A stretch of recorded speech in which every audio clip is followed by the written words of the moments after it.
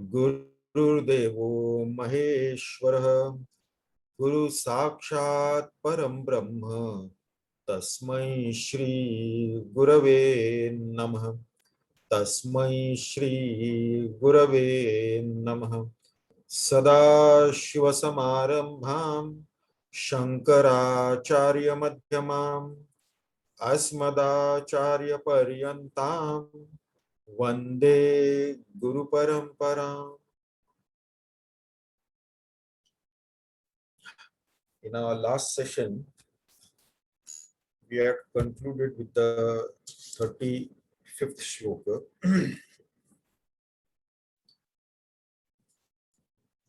Now vedmi aham mamuta vedmi aham mam iti pravadaha manujasya hasya drugdishya bhedat kimayam dvidatma syat atmakatayam hi dhyamna bheda. So in our last session, we discussed about how to retrieve this precious jewel called the self. As when a jewel is lost in the deep waters of a well, a qualified and experienced diver is required to retrieve that jewel. Similarly, the jewel called the self, as if it is lost to us, though it is very much with us at all times, it is as if lost to us. So, as a qualified expert diver is required, so also a qualified seeker is required to retrieve this, or so to say, to retrieve it, or to realize the self. What happens if the seeker is not qualified? If seeker is not qualified, he may sit for a Vedantic class, but most of the things that are being discussed there will go over his head. So maybe once or twice that person may attend the class and then think that something good may be being discussed there, but it is way beyond my understanding. So this is what happens when Adhikari is not there. In Vedanta, Sadhan Chatushta Sampanna Adhikari has to be there. Then, what are the types of thoughts one should entertain during the contemplation? The important part is now, when we walk the spiritual path, when do we start walking the spiritual path? When we start questioning about the world around us. Who created this world? Is there a creator to this world? When was it created? If there is a creator, why did he create? And before creating the world, what was he up to? And if that creator is infinite, an infinite entity should not have any desire for anything whatsoever. Even a desire to create the world also should not be there. So these are the questions that come. And then it comes to our own self. Okay, he created the world, that's fine. Why did he create me? If I was non-existent before, then I would have continued being non-existent. Where was the need for to create me? And having created me, now I have to suffer. So first I was non-existent, then it is said that he created me, and then he is making me suffer. So these are the questions that come to mind. And then one says that, okay, then he says that you have been created, now you have to do all good work. And if you do bad, you will suffer in hell. If you do good, you will enjoy in heaven. What nonsense is that? I was not there, non-existent. And then I am created. And then I am told that if you do good, you will enjoy in heaven. If you do bad, you will suffer in hell. Okay, even if this is accepted, the instrument that is given to me, that is imperfect. A body which is full of diseases, aches and pains, a mind that is unstable, an intellect that cannot comprehend anything, with such imperfect instruments at my disposal, I have to always do good, always do perfect. So that is not possible. Then the question comes, who am I? At a subtler level, now the inquiry goes into who am I? Where have I come from? Did I exist before this birth? Will I continue to exist after this, after death? If I existed before birth, what was the nature of my existence? If I continue to exist after death, what will be the nature of that existence? So those are the questions. Or is my existence limited between the womb and the tomb, birth and death? So these are the questions when it comes to our mind. Then we start seeking the answers. Who am I? Am I this body? Then why can't I be this body? What are the reasons? These are the thoughts one has to entertain in the when we do the Chintan Manana and Nididhyasana, the reflection and contemplation. Am I this body? If I am not the body, what are the reasons? What are the convincing reasons why I cannot be the body? Why I cannot be the sense organs? Why I cannot be the mind and its contents called the emotions, feelings, and sentiments? Why I cannot be the intellect and its contents called the thoughts? So we have to have a proper, logical, rational, scientific, intellectual answers for that, reasonings for that. Otherwise, it can't be accepted, because in Vedanta, nothing is like hocus pocus. It has to be proper understanding. Why we can't be like this? It is a perfect scientific pursuit, knowing the self or realizing the self, like any other scientific pursuit. This is also a scientific pursuit. Scientists, they usually do the research in the phenomena, world of phenomena. Here it is the subjective research, researching our own self. Who am I? So these are the types of thoughts we have to entertain. Then what happens when the ego falls? When the ego falls, simple thing is that the real self shines forth. It's not that it is not shining now. See, the thing is that sun is always shining. And if sometimes we can't see the sun, there may be two reasons. One reason could be because of the flaw in our own vision. Other reason could be that there is some obstacle has come in between the sun and my vision. It is covering my vision, not the sun, because that obstacle also is seen in the light of the sun. So the flaw is in me if I have not realized it. So when the ego falls, the real self shines forth. Now the question is, what are the duties for a realized master? For a realized master, once the ego falls, there is no duty. Only if there is something praptavya, there is something called as kartavya. If I have a desire to attain something, then I have duties to perform. If I have no desires whatsoever to attain anything, why the desire is there? Primarily at the root cause of every desire is, I want to be happy. By doing this, it will give me some kind of joy, pleasure, or happiness. So the desire is there. So I have to attain this. If I attain that, I'll be happy. If I attain this, that will give me pleasure. If I attain that, that will give me joy. So if that praptavya is there, something to attain is there, then I have kartavya, I have to duty to perform. But now the realized master, his ego has fallen off, there is no ego. So there is no karta bhokta bhava is not there. So he has got no duties left in this world. So he acts out of joy. He acts spontaneously out of joy. He doesn't act out of a selfish motive in this world, because for that, the ego is not there. Out of love for the entire existence.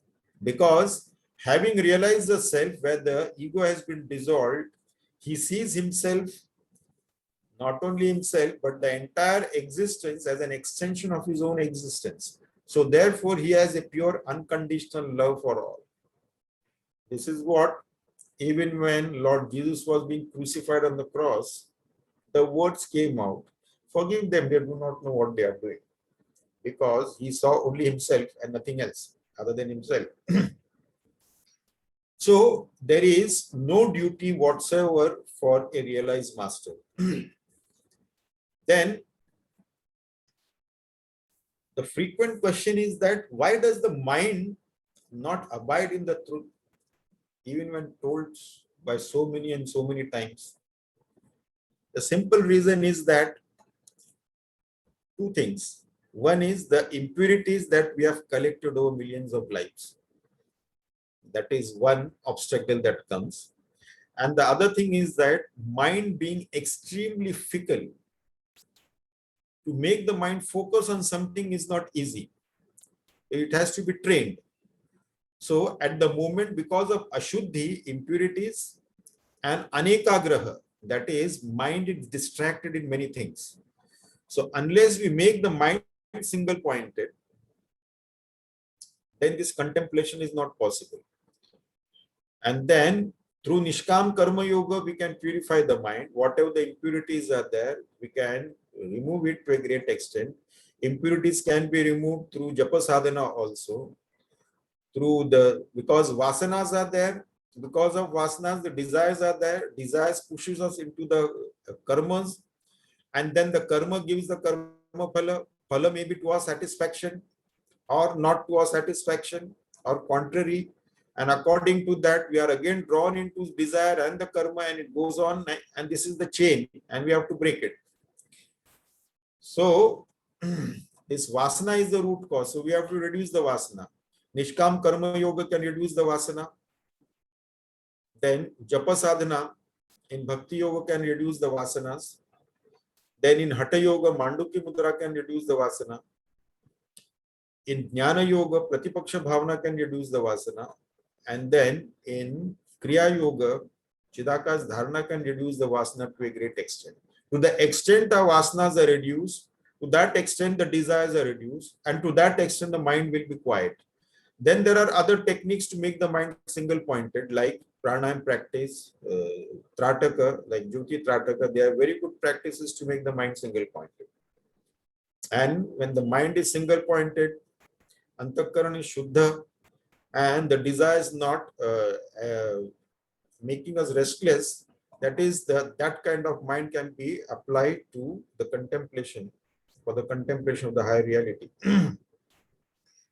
So, if a mind, because a scattered mind cannot focus on anything and it is of no use, we will be wasting our time and energy. Some people sit for 2 hours to study and nothing goes in the head because mind is distracted with so many things. And some people sit for half an hour and they are fully focused on that. Whatever they study in that half an hour, that is completely there. Anything can be asked on that. So it is the question of concentration, how we increase our concentration. Then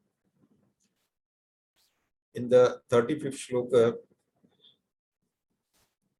some say that we know the self, others say we do not know it, or we know it vaguely. While Sri Ramana smiles at these kind of talks. You see, I know the self, I do not know the self. There is no such division as seer seen division. Knower known difference is not there. Jnata jnaya bheda is not there. This is not a knowledge like any object of knowledge. That self is something and I know this self. No. Here the seeker himself is the sought. And this is the huge difference between when we do the research work in the world of phenomena and when we come to the subjective science of researching our own self or searching our own self. Because here we cannot objectify, whereas in the world of phenomena, we can objectify whatever the object we are studying. So that is, objectification is there. We can study its shape, size, color, quality, chemical property, physical property, and all those kind of things, but not so with the self. So this has to have a different approach. Until this we had done in our last session. Today we'll begin a new shloka. What should one do having intellectually understood the nature of the self? What should one do? 36th shloka. Rutprapya saddam nijasvarupe swabhava siddhe nupalabhya nishtham maya vilasa sadasat sarupa virupananaika mukha pravadaha हृत्प्राप्य सद्धाम निज स्वरूपे स्वभाव सिद्धे अनुपलभ्य निष्ठाम माया विलास सद असत स्वरूप विरूप नाना एक मुख प्रवादाः स्वभाव सिद्धे निज स्वरूपे सद्धाम हृत्प्राप्य निष्ठाम अनुपलभ्य. Now, not having gained abidance in one's own nature, in the self-evident abode of truth, reaching one's heart, sad asat sarupa virupa nana eka mukha pravadaha maya vilasaha. So, loud talks such as if the self is real or unreal, with or without form, many or one, are all the play of Maya. See? So, not having gained the abidance in truth. After having paroksha jnana, now what we are doing, study of the scriptures we are doing, we are gaining paroksha jnana. Paroksha jnana means what? We are studying a subject, but objectively we are studying a subject. That paroksha jnana has to be converted into aparoksha bodha. So this objective knowledge, objectively that we are studying the scriptures, this knowledge has to be converted into subjective awareness. So this transfer has to be done. So we should not waste unnecessary time and energy in useless debates and intellectual dialectics. And we should focus on attaining aparoksha bodha. In Vivek Chudamani, Adi Shankaracharya clearly says that Vag Vaikhari Shabdazhari Shastra Vyakhyana Kaushalam Vaidusham Vidusham Tadvat Bhuktaye Natu Muktaye. That is, all these loud and fine talks, efficiently expounding the scriptures that are all fine, that may give some material benefits. Bhuktaye, Nacha Muktaye, not the liberation. Similarly, in Vivek Chudamani, in Shlok 16, he says that Shabdajalam Maharanyam Chitta Brahmana Karanam. The net of the words, it's like a dense forest where the mind can get lost. So therefore, we have to stay away from this. When we are in the mango orchard, we should not be wasting time discussing about the history and science and the breed and the hybrid of these mangoes. There we should be tasting mango. So instead of going into all the dialectics, the important thing is that we should taste the nectar of the self, the pure self. Now, we have heard a lot about yogic powers, siddhis, and are greatly attracted to them and people who possess them. Does a man of realization have any siddhis? Now comes the siddhi part. First, we have not yet realized the self. Before that, then they are eager to know about the siddhis. Siddhis are very attractive. Chamatkar ko hi namaskar hota hai. People salute to the miracle makers. In Shlok 37, Ramana Maharishi says, Siddhasya Vikti Sata Eva Siddhihi Swapnopamana Khalu Siddhayonyaha Swapna Prabuddhasya Katham Nu Satyah Sati Sthita Kim Punareti Mayam.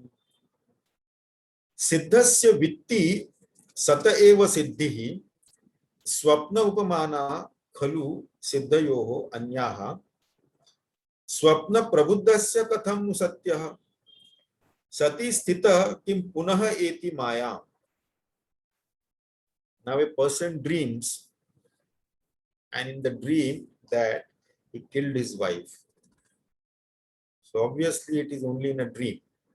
In the waking plane of consciousness, when he wakes up from the dream, if he rushes to the police station to confess that he killed his wife, then the police fellows will call somebody from the mental asylum and ask them to pick him up from there. So it is only a dream. There is no reality to that. What is the greatest attainment of a dreamer? To be a waker. To be a waker and realize that whatever he was dreaming was only an illusion. There was no reality to that. That is the greatest achievement. So, similarly, it was only an unreal thing. It was only a projection of his own mind. That was a dream world. In reality, even the waking plane of consciousness is not different than the dream. But we take the waking plane of consciousness real because this waking plane of consciousness is for an extended time. The longest dream cannot be more than 60 to 90 seconds, 1 to 1.5 minutes, the longest dream. But in that dream also, we can go through an entire lifetime. And then we think that, oh, it was a big dream and a long dream, and I had this and I had that and all that thing. So it is just 1.5 minutes only. And then we wake up, we say it was all an illusion. But we are in the waking plane of consciousness for 16, 17, 18 hours. So we take this more real than the other one, the dream state of consciousness. But they have the same degree of reality. Only difference is that the dream state is the projection of the individual mind, and the waking plane of consciousness is the projection of the total mind. And therefore, every time we go to sleep, we see different dreams, but every time we wake up, we see the same world. Because this is not the projection of one single mind, it is the projection of the total mind. Therefore, we see the same world. But as regards the reality is concerned, it is similar only, but we take this to be more real. So, for the self-inquiry, the dreamer should first get detached from his dream. Then only he can start inquiring. Siddhis are attained through various means, through mantra, through tapa, through dhyana, in so many ways, yogic kriyas and all that thing. And in yoga sadhana, even small sadhanas are enough to give siddhis, like reading people's mind or knowing the past or the future of someone. These are the siddhis that one can attain. It doesn't need too much of sadhana for that also. So these kind of siddhis. Then people have siddhis of walking on water or flying through air or appearing in simultaneously in two different places, or the power to heal, and so many different siddhis are there, powers are there. So these are attained either through different types of sadhana. The tapa is there, dhyan is there, mantra sadhana is there, and all those things are there, or through aushadhi and things like that. Or some people are kripa siddha, through the grace of the Lord also they have attained it. And many great masters, saints, sages, they had also all the siddhis. Many of them, they never bothered about it. Some of them didn't even know that they had siddhis. But in their presence, many things used to happen. Just like that, in their presence. So these are the different kind of things, producing things out of nowhere from thin air like that and giving like that. So people get attracted to all these siddhis like magic show, and many a times they get cheated also. In Kerala, there is a place where most of the magicians, they go for training there. And then some people from Andhra, they go specially to train themselves how to produce things out of nowhere. And they are prepared to pay thousands of rupees as fees to learn that trick. And then they can become Babajis with chamatkaric powers, producing things from nowhere like that. So these are the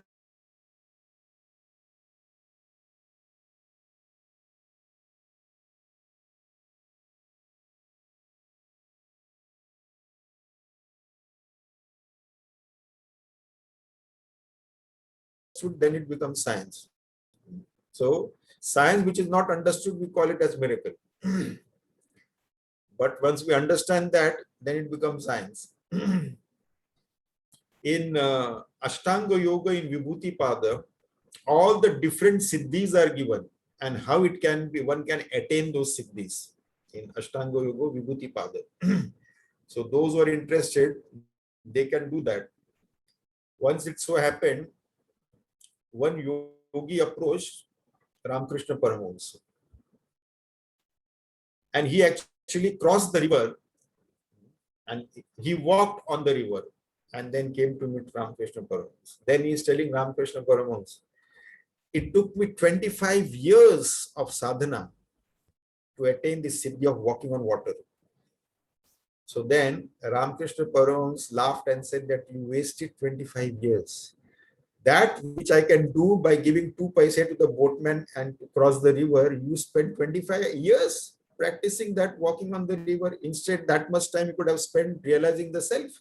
You would have realized and got out of this birth and death cycle. Now, 25 years you spend, you got this siddhi of walking over water, but you are still bound in this birth and death cycle. So, this is what it is. Siddhis can appear and they disappear also. If we have done some sadhana, some kriya, some karma we have done to attain that siddhi. So when we give up those practices, the siddhis will disappear, or we do some other karmas which will counteract on this. So then too it will disappear. And when it disappears, we become more miserable. Oh, I had this power, now I don't have the power, it has disappeared. And that makes me miserable again. So the root cause of misery is our own ignorance of the self. This is what it is.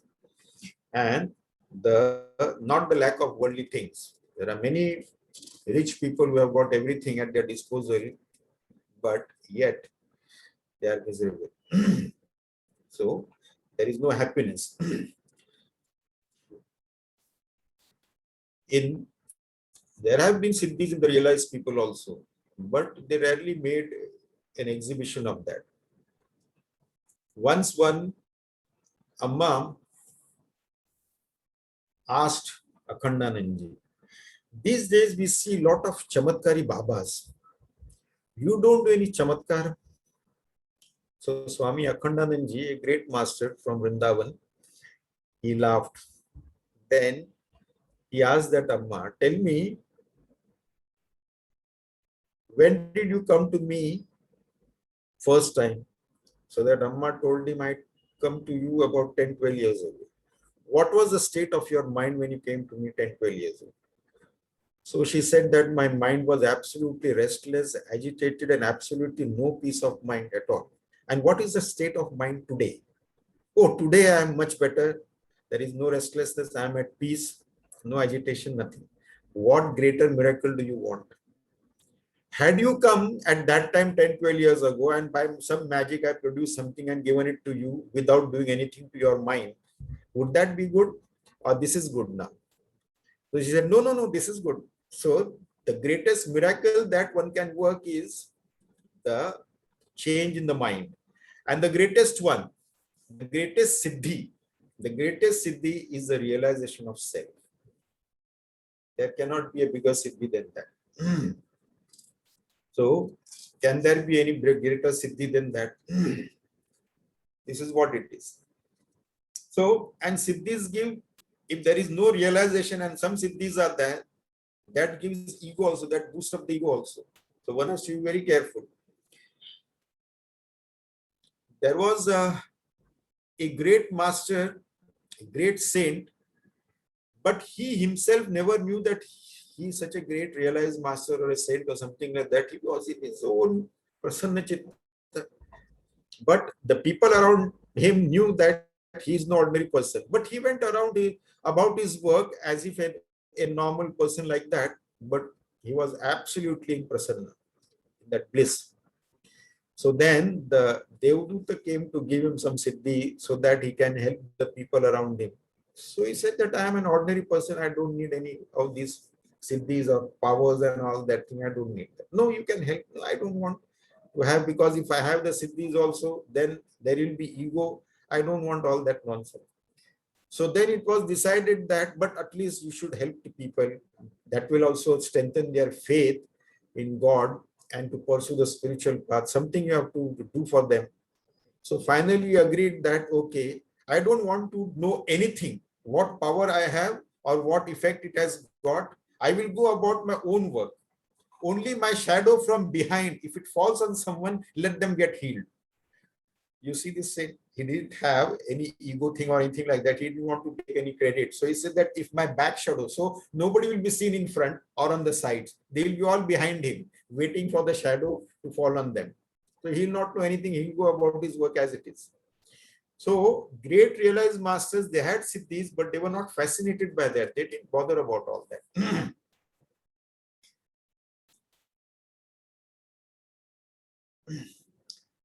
For how long does one need to inquire? Is there a time limit or a specific period for which one should inquire each day? We always want a time gap, time bomb thing. How much time it will take for me to realize the self? For everything, because in worldly matters there is a gestation period, 1 week, 1 day, 1 month, 3 months, 6 months, and so on. So similarly, is there a gestation period that after a specific period you will realize it? There is no such thing here. As the previous shloka, the greatest accomplishment or greatest siddhi is realization of the self and not any other thing. Now here in the 38th shloka, Bhagwan Ramana Maharishi says, Soham vicharo vapuratma bhave sahayakari paramarganasya swatmaikya siddhau sapunar nirarthau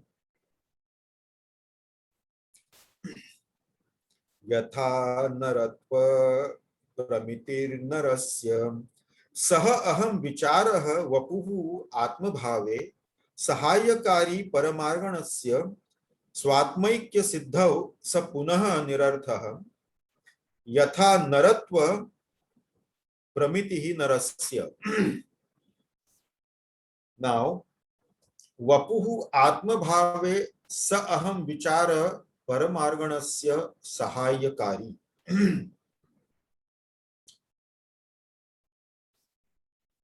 The state of thinking that the body is the self, contemplation as he, I am, is helpful for search of the Supreme. Yatha narasya naratva pramiti swatmaikya siddhau sa punaha nirarthaha. So, just as to a man the knowledge of his manhood is of no use, so also in the accomplishment of the oneness of oneself, that the contemplation as he am I again is without purpose. Now, how long will it take to realize the self? Now, how long will it take to realize the self? There is no specific time, because anyway it is here and now.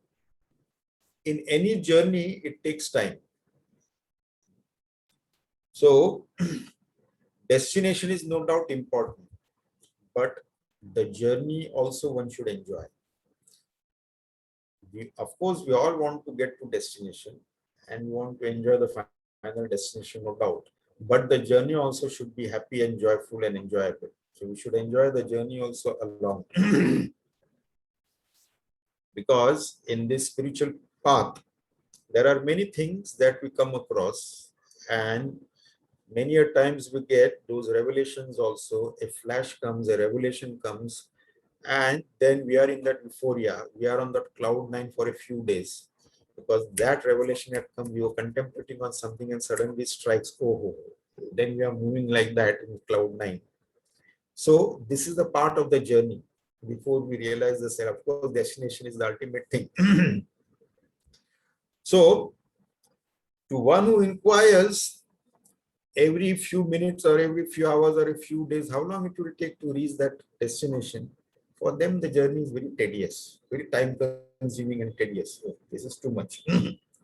So, actually, if you look at it, in the knowledge of the self, the sadhaka and the sadhya, the seeker and the sought, there is no difference in space and time. See, there is no separation of space and time between the seeker and the sought. This is the greatness of this self-knowledge.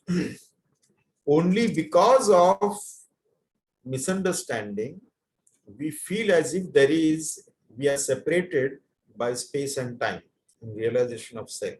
It is not so. There is no difference at all. Even in our ignorance, when we are contemplating on the higher reality, when the seeker is seeking that, there is no duality between the seeker and the sought. They are one even then. So, how long will it take to realize? How long will it take to get rid of the misunderstanding that we have? The ignorance that we have, the misunderstanding that we have, that depends upon the, as we have seen earlier also, the impurities that the seeker has collected over so many lifetimes. Clean that out.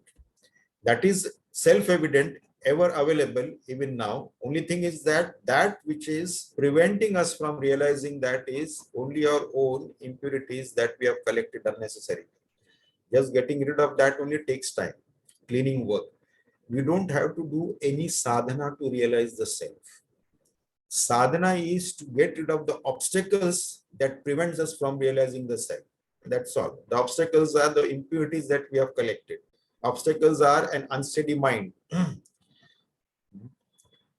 focused, not single focused, but distracted in so many directions. That is the obstacle. We have to get rid of that, and the self shines in its own glory. We don't have to bring from somewhere the self. It is there always. Only the misunderstanding is there. Now, how long we will remain in this ajnana, in this ignorance? That depends upon how long will a wave take to realize that it is water? How long does a dreamer take to realize that he is waker? So that much time only has to be taken. How long does a husband take to realize that he is man?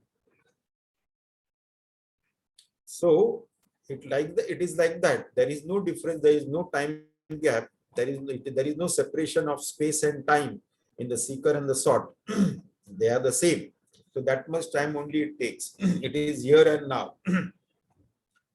So to the one who has forgotten his manhood, now the example given here is that the one who has forgotten his manhood, he is told that you are man.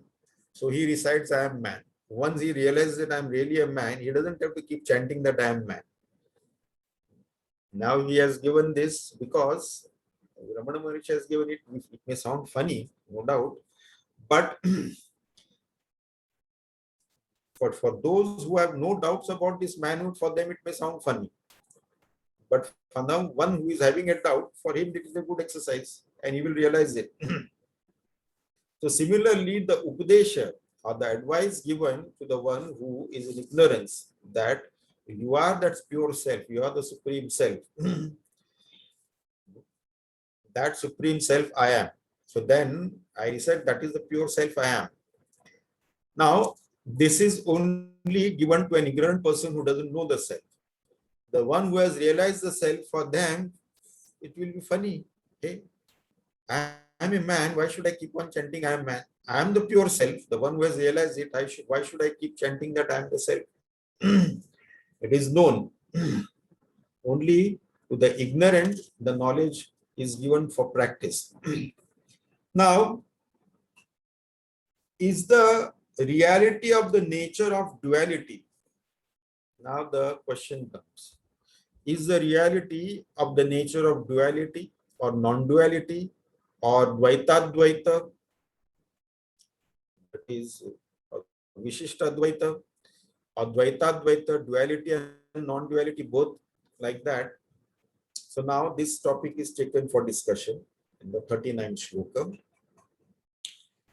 Dvaitam vichare paramartha bodhe vadvaitamityesha nasadhuvada gaveshanat prag dashame vinashte paschach labdhe dashamattvamekam.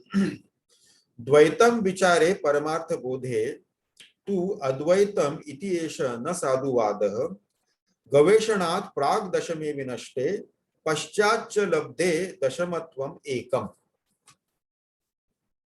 Now here, vichare dvaitam paramartha bodhe tu advaitam iti esha na sadhuvada. To say thus that there is duality during inquiry, but in the knowledge of the Supreme, non-duality, that is not right talk. Gaveshanat prag dashame vinashte paschatcha labdhe dashamatvam ekam. Now, 10th man's 10thness is one and the same before the search when the 10th man is lost and later when he is found. This is a famous example given in the scriptures. So now, Dvaita, Advaita, many different opinions in Veda confuse the seeker. So Dvaita is the duality between the devotee and the object of devotion, the Lord and the devotee. This Dvaita is there. Bhakti Yoga, they call it, it is the part of Dvaita. The Dvaita is maintained, and the Dvaitins say that the Jiva, the devotee, can never be compared to or cannot be the same as the Lord, God, who is infinite. They cannot be the same. Then there is the Vishishta Advaita, where it is said that the Jiva, the individual, is part of the whole. This is then Vishishta Advaita. Then Advaita is pure non-dual reality. The individual and the absolute truth, they are not two different things, they are both are one. That is the non-duality, non-dual principle. Then there is this Dvaita Dvaita. Dvaita Dvaita, that is Dvaita and Advaita. It is Dvaita in the beginning. There is a duality between the individual and the Supreme. And then both, it is both Dvaita and Advaita, like that they say. It is initially there is a Dvaita between the individual and the Supreme. And then there is a non-duality. Before realization, there is the Dvaita. After realization, there is Advaita. So in all these things, that is not the right way of thinking. So most of us will think that, okay, Dvaita is right thing. Before realization, there is a duality, and after realization, there is non-duality. No. If it has to be non-duality, it has to be before realization also, and after realization also, it has to be the same. So, Ajnana, in Ajnana, Dvaita is in ignorance and Advaita is in Atma-jnana. But Bhagavan Ramana Maharshi says that it is not so, and gives the famous example of the 10 fools. So 10 fools were traveling and they had to cross the river. And having crossed the river, the leader of the group decided that let me count. If all of us are there, all 10 of us are there, or someone is missing. Then he counted, and without counting himself, he counted only 9. And then they were all in distress. They thought that one of us have been drowned in that river while crossing, have drowned. So they were in distress. And then what happened was that they were counting again and again, only 9 people the leader was counting. He's not counting himself. Then a wise man was passing by, and they told their problem to this wise man. Having told the problem, then the wise man saw that they are all 10 of them are there, these fools. And the leader he told the leader, now you count again, let me see how you count. Then he counted again 9 of them without counting himself. And then he said that the 10th man is you. So you count now yourself also. So he counted and all the 10 were there. Now, when the so-called 10th man was lost, what is he really lost? He was never lost. Even when they thought that he was lost, he was never lost. He was always there. The leader himself was the 10th man who was telling everybody that one person is missing. He himself was there. So this 10th man was never lost. So while doing this also, he was never lost. So there was between the seeker and the sought, even when the so-called imagination was there that the 10th man is lost. The seeker and the sought, there was a non-duality there also. Advaita was there, even though the knowledge was not there, but Advaita was there at that time also. This is important. So this is what happens. The happiness or bliss that we seek outside, being bahimukha, extrovert, that is what we run after. And actually, what we seek outside, we are actually seeking within ourselves. What we seek outside is because of ignorance. If we knew that our own self, pure self, is a source of infinite bliss, we'll not bother about eking out ephemeral, fleeting, momentary joys, pleasures, or happiness in the external world. Because actually they appear to give us some kind of joy, pleasure, or happiness. And behind every so-called joy, pleasure, or happiness, there is misery, sorrows, and pain. That is there. But then in the ignorance, we do not bother. So while this 10th man was searching, there was no difference between the seeker and the sought in ignorance. In the knowledge also, of course, the seeker and sought is one, no doubt. But in ignorance also, they were not different. They were the same. So that non-duality was always maintained. So Shuddha Advaita is the reality. There is a famous story of a Zen master who kept searching himself all the time. And his disciples were having a fun. Why our master keeps searching himself? Now, the nature of liberation is expounded by the scriptures, is now explained. What is the nature of liberation? 40th shloka. Karomi karmeti naro vijanan badhyo bhavet karma phalam cha bhoktum vichara dhuta rudikartuta chet karma trayam nashyati saiva muktihi. Karomi karma iti narah vijanan badhyah bhavet karma phalam cha bhoktum vichara dhuta rudikartuta chet karma trayam nashyati sa eva muktihi. Now, narah karma karomi iti vijanan karma phalam cha bhoktum badhya bhavet. So, when he thinks, I do work, a man becomes bound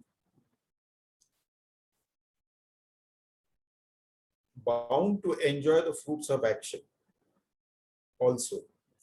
Now, Rudi Kartuta Vichara Dhuta Chet Karmatrayam Nashyati Sa Eva Muktihi. If doership is washed away by inquiry, the fruits of the three types of karma, that is Sanchita, Prarabdha, and Agami karma, perishes. That alone is liberation. So now, what is mukti is explained here, the nature of liberation. There is many misunderstanding regarding mukti or liberation. Generally, what is understood by moksha or liberation is that licentiousness. I can do whatever I want. I am free. That is not real moksha. Because the bandhanas are still there. We are bound by the karma and the karma phala. So generally that is what is understood, but that is not so. Karta bhokta bhava is the cause of karma bandhana, karmic bondage. The doership notion and experiencership notion, they are the cause of karmic bondage. And with karta comes the experiencership, of course, bhokta bhava, karta and bhokta. So due to the karma phala, the bhoga, we have this bhoga. Bhoga can be sukha bhoga or dukkha bhoga. Because of that, we develop the vasana. Either we develop raga or dvesha. Something which has given us sukha bhoga, then we'll have an attachment to that. Something which has given dukkha bhoga, we'll have an aversion for that. So this is how we create vasanas, and this is how one after the other we continue with the life. One life and the next and the next, and it will continue like that. Whatever we experience in our life, we have no one to blame. Not even God. God says that, what can I do? You gave me the blueprint by your own karma. And according to your blueprint, I prepared the form, your body, your sense organs, your mind, intellect, and created the environment for you to experience the results of your karma, whether it is good or bad. So even now, with our karma, we are making a blueprint. If you do not realize in this life, we are making a blueprint of what kind of form we'll get and where we'll be born, what environment will be there, and all that thing for the next life. So we have ourselves to blame and no one else in this entire existence, least of all God himself. So this Atma Vichara only can destroy this Karta Bhukta Bhava. Karta Bhava basically is ego. Once ego is destroyed, there is no Karta, there is no doership notion, there is no experiencership notion also. So, neither the body, mind, intellect equipment is the Karta, nor the pure self is the Karta. Who is the Karta? Karta is an in-between fellow, that ego, which is neither here nor there, which appears in its own absence. That fellow is the one because of which we are troubled so much. Pure self is never a Karta. It is an infinite entity. So it is the ego, that illusory ego, that causes all the problem, not the inert body. So when the ego is destroyed, one knows oneself as the pure self and nothing else. Pure self, and with when the ego is not there, there is no question of any doership notion. When Karta Bhav is not there, therefore realized master, having dropped the ego, once that ego is not there, then what happens is that whatever actions he does, that is spontaneous, he is not bound by that action or the results. Because ego is not there to claim it. He is neither elated by any action that he does or miserable by what actions he does. It just spontaneously happens through his own form, as per whatever the destiny was there, the prarabdha was there. For him, there is no prarabdha now, because in the fire of knowledge, the sanchit prarabdha and agami karma has been burnt out. So it frees oneself from the fruits of karmatraya, the sanchit, prarabdha and agami karma. Sanchit is the total bank balance of the karma that we have done over millions of lives. Prarabdha karma is that which has been fructified in this life, and the agami karma are those karmas which we are doing now, which may fructify in some time in future. Now, Sri Ramana Maharishi deals with the question of liberation in his own unique style. What is there in the 41st shloka? Baddhatva bhave sati moksha chinta bandhastu kasyeti vicharanena siddhe swayam swatmani nitya mukte क्व बंध चिंता क्वच मोक्ष चिंता बद्धत्व भावे सति मोक्ष चिंता बंधः तु कस्य इति विचारणेन सिद्धे स्वयं स्वात्मनि नित्य मुक्ते क्व बंध चिंता क्वच मोक्ष चिंता. Now बद्धत्व भावे सति मोक्ष चिंता. When there is the sense of bondage, anxiety for liberation also will be there then. Bandha tu kasya iti vicharanena. By inquiring thus, but to whom is the bondage? Swatmani nitya mukte swayam siddhe. When one's own self, ever free, is itself established. Va bandha chinta, vacha moksha chinta. Then, where is the thought of bondage and where is the concern for liberation? This is what it is now. What is bandhana? In a very short definition, what is bandhana? Bandhana simply means sorrow, misery, and pain. That is bandhana. If we have to define bandhana or bondage in one sentence, bandhana is sorrow, misery, and pain. That's it. And what is moksha or liberation? Happiness, infinite bliss. That is moksha, bandha and moksha.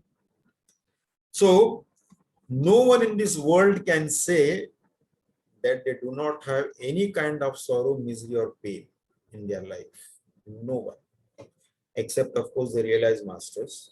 Those who have dissolved their ego, realize they may appear to have 1001 problems, but that doesn't bother them because they are established fully in their infinite blissful self. But for them, there is no, otherwise, everybody has got problems.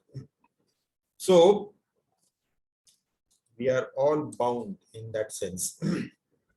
So therefore, all of us, we desire liberation, moksha. Now, many think that moksha can be attained only through long tapas and dhyana and samadhi and lot of sadhana and all that thing is required. And then a sansari also thinks in this way that if I attain moksha, then my relationship with this world will get over.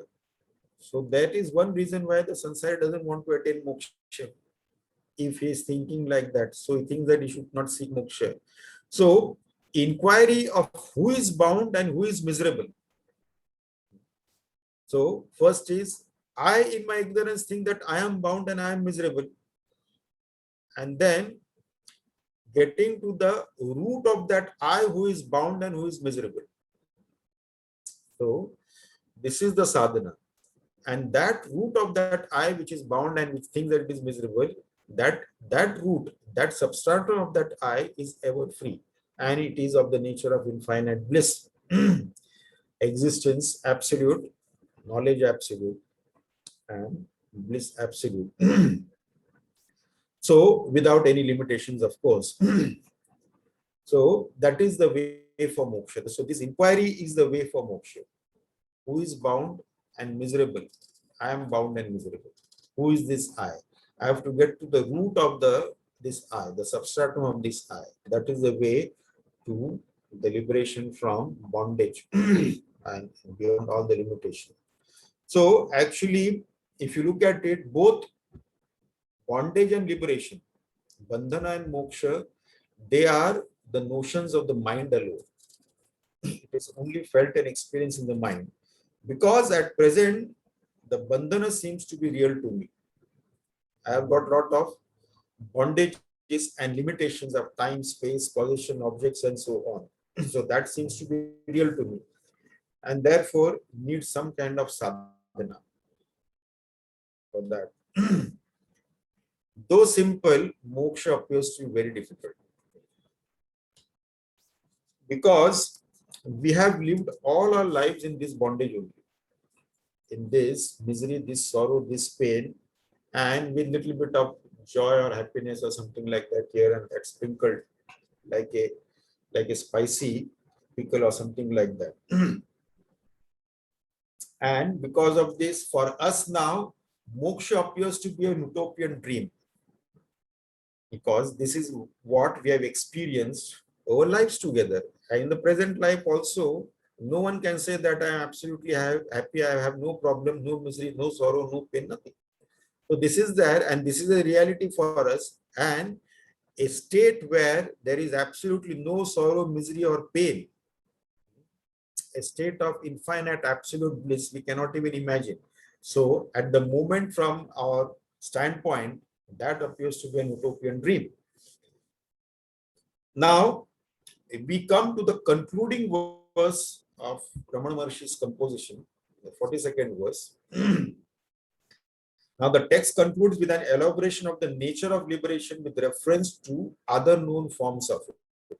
In the 42nd shloka, now Bhagavan Ramana Maharshi says, Rupinya Rupinyu Bhayatmika cha Muktiste Rupati Vido Vadanti Idam Trayam Ya Vivinaktyahandhi Tasya Pranasha Paramartha Muktihi Rupini Arupini Ubhaya Atmikacha Mukti Tirurupa iti Vidaha Vadanti Idam Trayam Ya Vivinakti Ahamdhi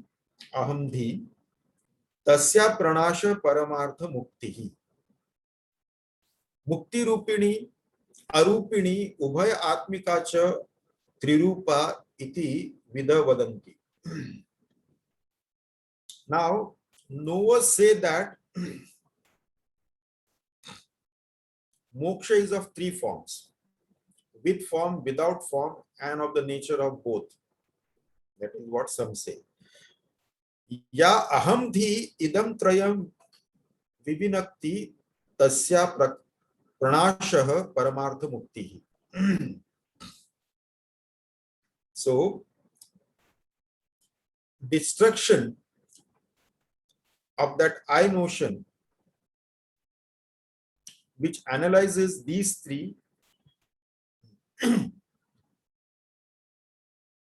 that is the supreme liberation. That is the supreme liberation. So destruction of that I notion that analyzes these three, that it is with form, without form, with form and without form, and all that thing. So there are different schools of philosophy giving different interpretation of moksha or mukti. And there is Jivan Mukti, Videha Mukti, both like that. So what is Jivan Mukti? Jivan Mukti means liberated very much while living in this planet. It is not in Vedanta, moksha or liberation is not a posthumous achievement. It is here and now, very much while living on this planet. After dropping the body, what happens and what not. So Vedanta doesn't promise something, an attainment after dropping the body. We do not know what is there. But before dropping the body, can I attain something here and now? In this world where very much I'm alive here on this planet. That is the real attainment. So Vedanta talks of Jivan Mukti, that very much by living, liberated very much while living, Jivan Mukti, knowing the self. Then some talk of Videha Mukti. Videha Mukti means he has attained a very high level of spiritual evolution. And then after dropping the body, he goes to Brahmaloka, and then their eternal satsang is going on there. And with Mahapralaya, with Brahmaji, everybody gets liberated. This is Videha Mukti. So some say that here we have to be liberated and ever liberated and all those things. Moksha is only one. All these things are not there. So when the identity with the body, mind and intellect falls, that is the real moksha. When that ego is dissolved, that is the real moksha. With this identity, with this ego, one will always suffer the limitations and bondage of this body, mind, intellect equipment, the finitude of all that thing. So it is not that within the body, and I want to be moksha. What is the grand idea of getting a release order from jail when I have died in jail? After my death in jail, and then the court orders that, okay, free this convict who was jailed. What is the grand idea of having that release order once I've died in jail itself? I have to be liberated. When I am living, then I should be released from jail. When I am living on this planet, I should get moksha, liberation. Not after dying, what happens, who knows, who cares about that? So like that. So Ramana says that investigate the ego which analyzes that it is with form and without form and with form and without form together or both like that and all that thing is all nonsense. It is only one moksha, is that Jivan Mukta, very much while living in this planet. So now questions they put, different types of questions they put. One person asked Ramana Maharishi, Bhagwan, I have heard about this Turiya. There is a waking dream and the deep sleep state, and there is something called as Turiya. And then I've heard that there is something beyond this Turiya. What is that? So Bhagwan Ramana Maharishi told him, have you reached Turiya? If not, first you reach Turiya. Having reached Turiya, what is beyond that, I will tell you. Sometimes people ask questions like that also. Now, with this, the actual composition of Saddarshana of Bhagwan Ramana Maharshi gets over.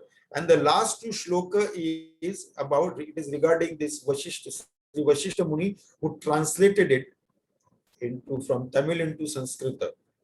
In the 43rd shloka, Saddarshanam Dravidavan Nibaddham Maharshina Shri Ramanena Shuddham Prabandha Mutkrishta Martyavanyam Anudhya Vasishta Munir Vyatani Saddarshanam Dravida Vag Nibaddham Maharshina Shri Ramanena Shuddham Prabandham Utkrishtam Amartyavanyam Anudhya Vasishta Munihi Vyatanita. So here Vasishta Muni Vyatanita, Vasishta Muni has composed this Saddarshanam, that is the book Saddarshana. Then Anudhya having translated it from Tamil into English, Sanskrit, Shuddham Utkrishtam Prabandham, pure superb composition this has become. Nibaddham, that is the Dravida language, Dravida Vak Nibaddham, written in the Dravida language. Then Marshana Ramanena, that is by Sri Maharishi, Ramana Maharishi. Amartavanyam in the language of the immortals. So this is the Saddarshana, or the vision of truth, gives us the true vision of oneself. And Ramana Maharshi has given it from his own direct subjective experience. It is not a collection from here and there.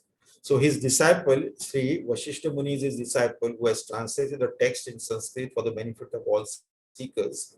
In the last shloka, 44th shloka, he says, Satatva saram saralam dadhana mumukshu lokaya mudam dadana amanusha Sri Ramaniya Vani Mayukha Bhittir Muni Vag Bhibhati. So Sat Tattva Saram Saralam Badhanam Mumukshu Lokaya Mudam Dadana Amanusha Shri Ramaniya Vani Mayukha Bhittihi Muni Vaga Vibhati. Muni Vak, the words of the Muni, Muni Vak. So Vibhati, that is shines. Mayuka Bhitti, that is wall reflecting the rays of Amanusha Sri Ramaniya Vani, rays of words of Sri Ramana, who was more than a human. See, Sarala Dadana, holding in simple form, Sarala Dadana. Sata Tattva Saram, the essence of the truth principle, Sata Tattva Saram. And then Mudam Vadana, giving joy. Mumukshu Lokaya, to the world of seekers of liberation. So this is what Sri Ramana Maharshi has given from his own direct subjective experience, not gathered from here and there from other texts and all that thing. It is very good for the reflection and contemplation of sincere seekers of truth, of the self. Now here we invoke the blessings of Ramana Maharshi to inspire us on the path of inquiry and guide us in gaining this vision of the truth. Now here ends Shravana Sadhana of Saddarshana, and now begins the Manana and Nididhyasana Sadhana. One thing that is important is that practice of living in the present moment. This is the greatest sadhana. Cutting out the past and the future and living most of the time in the present moment. You can begin this practice.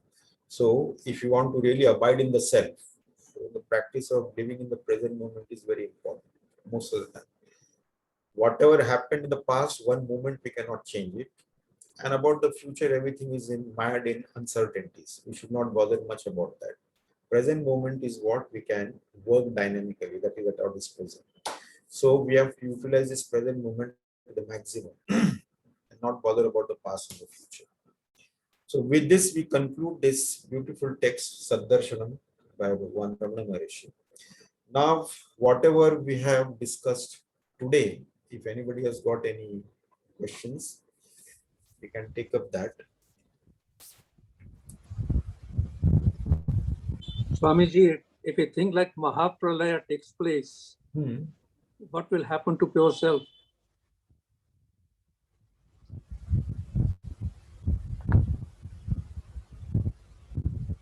I'm repeating my question. Can I repeat my question? Swamiji, you have to unmute you. I have. No, Swamiji. Yogi Bhai. Some bandwidth issue has occurred at Swamiji's end. Sorry?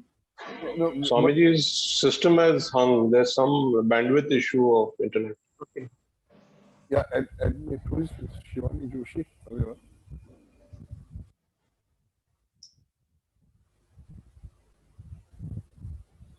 There's some bandwidth issue with him, which is okay. He's just re-logging in back, I guess. In such a situation, what happens to pure self? He doesn't bring about pralay. It is said that in case of Vidya Mukti, that people go to those who have been highly evolved, but they didn't realize the self while very much on the earth, but they go to Brahma Loka or Satya Loka, that is the seventh, and there is internal satsang going on, and when there is a Mahapralay, along with Brahmaji, all those who are in there in Satyam Loka or Brahma Loka, they also attain moksha. That is what is said. But the real thing is not Vidya Mukti or anything like that. Real thing is Jivan Mukti. Liberated very much while living on this planet. But there is a thing like Mahapralaya where everything is erased. Puranas talk about it. Mahapralaya, the real Mahapralaya is when we realize the self, everything is erased. Thank you, Swami. Please unmute Swamiji. Okay. Yeah. Swamiji, I have a question. Yes. Hari Om. What you said that we have to constantly tell that I will not be born again. I do not want to go about with the body, with that it's like going, eating and shitting and all whatever it is. So in that case, if I'm liberated from the body, if I can do that in the process, then there should be no mind also. So what is to think of liberation then? There is no liberation. That is what it is. So in the Amrit Bindu Upanishad, or Brahma Bindu Upanishad, and also in Mandukya Upanishad also it comes. Na nirodho na cha utpattihi, na baddho na cha sadhaka, na mumukshu na vai mukta ityasha paramarthata. So there is neither dissolution nor creation, nor there is somebody who is seeking liberation and the one who is liberated, or the seeker of liberation, like that. So, na mumukshuna vai muktihi, there is something called as liberation and the one seeking liberation. And that itself is the ultimate truth. The thing is that everything boils down to the ego.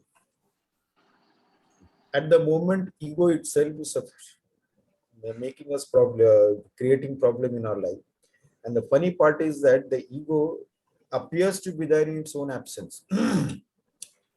So that is what is troubling us. Once we have understood the game of this ego, then we are liberated, and then we are always in that infinite bliss. You see? So this is an important factor which there is only, as we have seen, there is no time or space dividing the seeker and the sought. There is no time space dimension between the seeker and the sought. The seeker and the sought, they are one at all times, even at this moment also.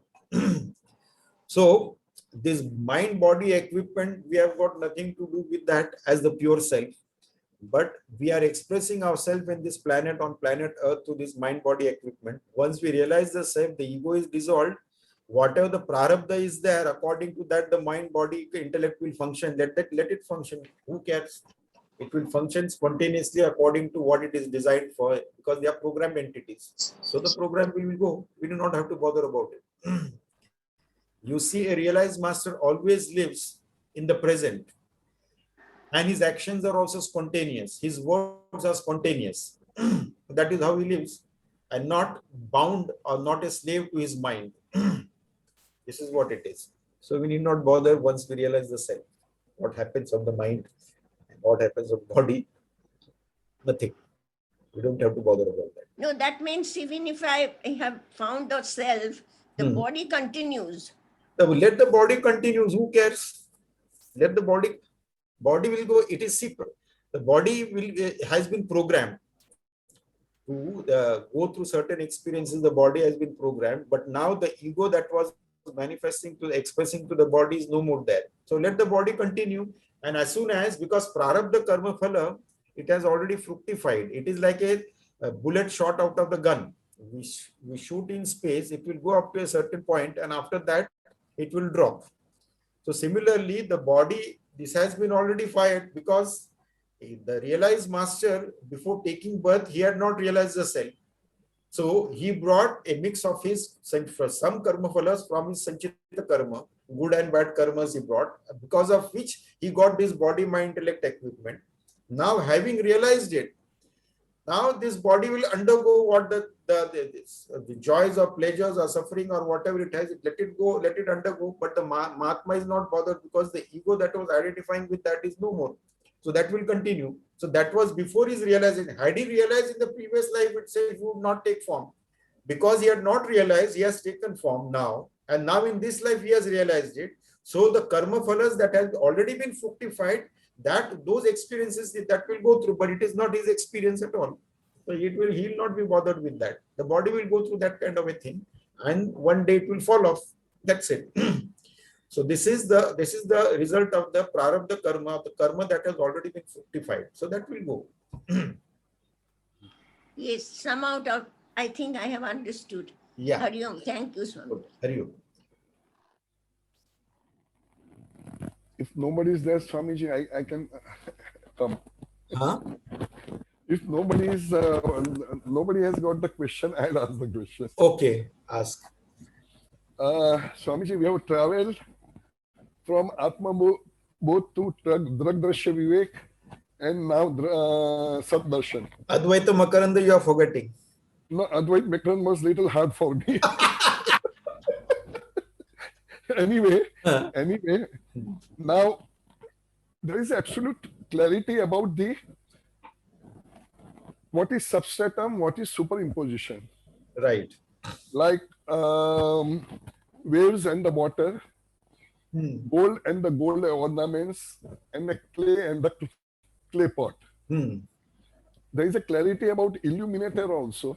There is a absolute clarity about the subject, object, known, and seer and the seen also. So with the help of these concepts, when I sit for the, say, Nidhi Dhyasan, I want Nidhi Dhyasan, in a solitude, it becomes crystal clear there. It becomes crystal clear. Very good. That I am nothing but the awareness, and everything exists in the awareness. If I stretch this idea a little far, does it mean that the entire world, Jagat, what we call, will come to a knot, or rather dissolve in this awareness? That's the one question. Yes. So I would like you to throw, Swamiji, light on this understanding. You see, as you said, that will the world dissolve in this awareness. Now, dissolution is like this. Once you realize the self, you are the substratum of the entire existence. Once you become a waker from the dreamer, the dream world dissolves. Where does the dream world go? Where has it disappeared? As long as a dreamer, of course, the dream world was as real to us as the waking world, but it got dissolved. When we realize the self is the substratum of everything, and then other than the self, there is nothing else. Okay, so then you look at this world, though it is a projection of the total mind. When you look at this world, it doesn't appear to you as it appears to you now. The realized master sees the same world as an ignorant one, but his perception is different than an ignorant person's perception, and therefore this world doesn't trouble him. He is not bothered by this world. It doesn't trouble him. As the dreamer who wakes up and then goes back to the dream world, and now he's having a lucid dream. You see, so now he's aware also, and the dream is there, and he's enjoying it, and he's not bothered about it. So this is something called like that. So the waker, the one who has realized the self, he looks at the waking plane of consciousness also as the one who has woken up from the dream, and then he goes back with an awareness, and now he's having some kind of a lucid dream where he manipulates the things also, or he enjoys what is going on, or the way he wants it, like that. So it doesn't bother him. So something like that. So therefore, A realized master is not bothered by whatever, even if the world is falling apart around him, that doesn't matter to him. So Swamiji, so far so good in when I sit in Nididhasan in a solitude, in a dark room, fine. The moment I start wake up from the Nididhasan and start my transaction with this world, whether in the home or whether outside or whether business or coming in contact with the people or all those things, say waking world, what we call it. I lose the fact about what I'm getting in this Nididhasan. I'm getting there. What happens is this substratum becomes out of focus. Why is it due to? Is it lack of or rather say more practice is required? No, the thing is that, of course, when we are sitting in contemplation, the different level is there, different experience is there. That is why at the end of the chapter, I said that living in the present moment, number one. Okay. And trying to maintain that awareness.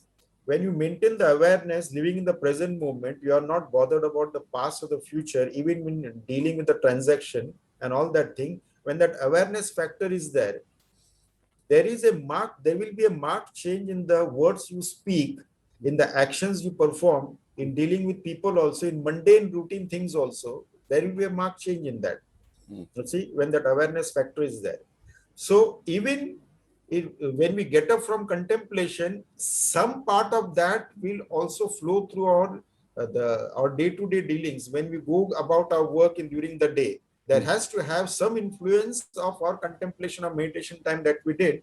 That has to have some influence. Like even practice of Chidakas Dharana also, that also will have some influence on our daily activities. And the more and more we do these practices, the more and more it will be seen that we are more calm and more peaceful and things like that. And if you are getting more and more angry earlier, somehow that anger has stopped coming up now. The mind has calmed down. People around us also are wondering, this fellow is such an angry person now. He doesn't lose his temper or something like that. Because now when we understand things in its proper way, there is no need to becoming all that thing, becoming angry and doing this or doing that. All the things manifest slowly like that.